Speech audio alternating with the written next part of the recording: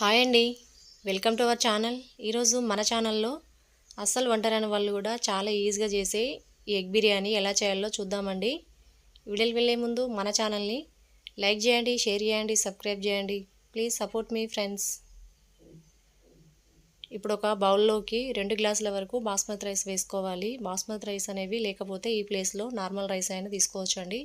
ఇప్పుడు వీటిని 2-3 సార్లు నీట్గా వాష్ చేసుకొని మళ్ళీ వాటర్ పోసుకొని ఈ రైస్ని ఒక అరగంట పాటు నానబెట్టుకోవాలి. ఇప్పుడు స్టవ్ మీద ఒక ప్యాన్ పెట్టుకొని అందులోకి 1 స్పూన్ వరకు ఆయిల్ వేసుకోవాలి. ఇప్పుడు ఇందులోకి 1/2 టీ స్పూన్ కారం, 1/2 టీ స్పూన్ పసుపు, 1/2 టీ స్పూన్ సాల్ట్ వేసుకోవాలి. ముందుగానే ఉడికించుకున్న ఒక 4 గుడ్లను వేసుకోవాలి. కావాలంటే ఒక 5 లేదా 6 గుడ్లనైనా తీసుకోవచ్చండి. ఇప్పుడు వీటిని ఇలా ఒకసారి అంతా బాగా కలుపుకుంటూ మంచిగా ఫ్రై చేసుకోవాలి. ఇలా ఫ్రై అయ్యాక వీటిని పక్కన పెట్టుకోవాలి. ఇప్పుడు స్టవ్ మీద మరొక ప్యాన్ పెట్టుకొని అందులోకి 2 టేబుల్ స్పూన్ల వరకు ఆయిల్ వేసుకోవాలి. ఇప్పుడు ఇందులోకి మీడియం సైజు ఉన్న ఒక ఉల్లిపాయని ఇలా సన్నగా పొడుగా కట్ చేసుకొని వేసుకొని ఒకసారి అంతా బాగా కలుపుకుంటూ ఉల్లిపాయలు అనేవి మంచి గోల్డెన్ బ్రౌన్ కలర్ వచ్చే వరకు బాగా ఫ్రై చేసుకోవాలి. ఇలా మంచిగా ఫ్రై అయ్యాక వీటిని ఒక బౌల్లో వేసుకొని పక్కన పెట్టుకోవాలి. ఇప్పుడు అదే ప్యాన్లోకి మరొక టేబుల్ స్పూన్ ఆయిల్ వేసుకోవాలి. 1 టేబుల్ స్పూన్ వరకు నెయ్యి వేసుకోవాలి. నెయ్యి అనేది కరిగాక ఇందులోకి హోల్ బగారా మసాలా స్పైసెస్ని వేసుకోవాలి. ఇవి కాస్త ఫ్రై అయ్యాక ఇందులోకి సన్నగా కట్ చేసుకున్న ఉల్లిపాయలు, పచ్చిమిర్చి, ఒక రెమ్మ కరివేపాకు, ఒక పెద్ద టమాటాని ఇలా చిన్న ముక్కలుగా కట్ చేసుకొని వేసుకోవాలి. 1 స్పూన్ వరకు సాల్ట్ వేసుకొని ఒకసారి అంతా బాగా కలుపుకుంటూ టమాటా సాఫ్ట్గా అయ్యేంత వరకు బాగా మగ్గించుకోవాలి.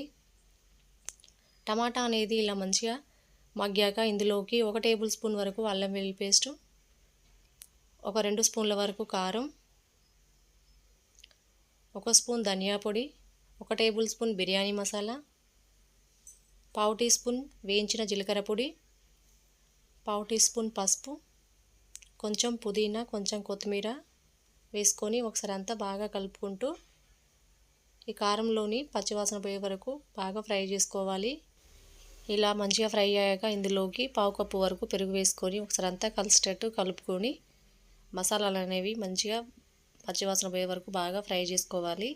ఇలా మంచిగా ఫ్రై అయ్యి ఆయిల్ అనేది పైకి తేలుతున్నప్పుడు ఇందులోకి మనం ఏ గ్లాస్తో అయితే రైస్ తీసుకున్నామో అదే గ్లాస్ తోటి 3 గ్లాసుల వరకు వాటర్ వేసుకోవాలి. 2 గ్లాసుల రైస్కి 3 గ్లాసుల వాటర్ వేసుకోవాలి. 1 గ్లాస్కి 1.5 చొప్పున 2 గ్లాసుల రైస్కి 3 గ్లాసుల వరకు వాటర్ వేసుకోవాలి.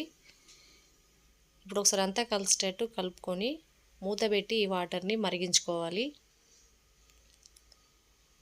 వాటర్ అనేది మరగడం స్టార్ట్ అయ్యాక ఇందులోకి మనం ముందుగా వేయించుకున్న ఫ్రైడ్ ఆనియన్స్లోంచి సగం వరకు ఇందులోకి వేసుకోవాలి. ఇప్పుడు ఒకసారి అంతా మళ్ళీ కలిసేటట్టు కలుపుకోవాలి. ఇప్పుడు ఇందులోకి మనం ముందుగా నానబెట్టుకున్న రైస్లోని వాటర్ తీసివేసి రైస్ని ఇందులోకి వేసుకోవాలి. ఇలా స్లోగా రైస్ అనేది ఇలా కలిసేటట్టు కలుపుకొని మూత పెట్టి ఈ రైస్ని ఒక 80% ఉడికించుకోవాలి. రైస్ అనేది ఇలా 80% ఉడికాక ఇప్పుడు ఇందులోకి మనం ముందుగా ఫ్రై చేసుకున్న ఎగ్స్ని ఈ రైస్ పైన ఇలా పెట్టుకోవాలి. మిగతా ఫ్రైడ్ ఆనియన్స్ కూడా ఇలా రైస్ పైన వేసుకోవాలి. ఇప్పుడు ఇందులోకి కొంచెం కొత్తిమీర, పుదీనా ఉంటే కూడా వేసుకోవాలండి. ఫైనల్గా ఒక అరచెక్క నిమ్మరసం ఇలా పిండుకొని ఇప్పుడు మూత పెట్టి మూత పైన ఏదైనా రోల్ కానీ ఏదైనా బరువును కానీ పెట్టుకొని మీడియం ఫ్లేమ్లో ఒక 5 నిమిషాలు ఉడికించుకోవాలి.